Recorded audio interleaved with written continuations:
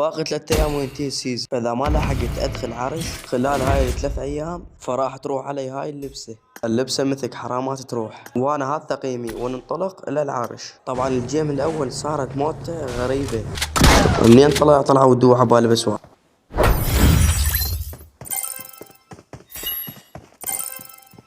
الجيم الأول اعطوني 27 نقطة كلش ممتاز. ننطلق الجيم الثاني. وهنا أنا انغدرت بس ربك خذيت مركز السادس. أهم شي خذينا 36 نقطة. وهنا بالجيم الثاني فجأة بشوا علي دو.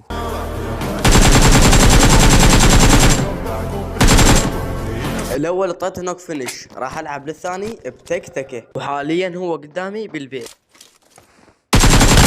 وتمت التصفية بكل سهولة.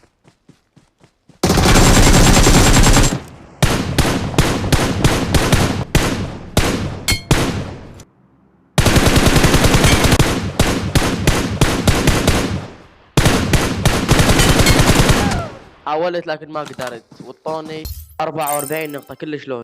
وهنا بالجيم الأخير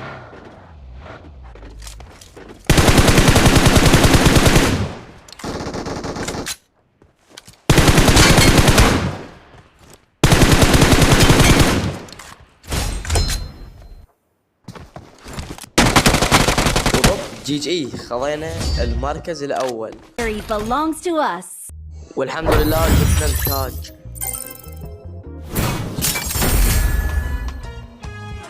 تعالوا نستلم البدلة المثل. اوه يلا جيب وينك؟ تعال شناي؟ اي حلو. وجيب 15 نقطة وبدلة مثيك. لايك واشتراك. سلام.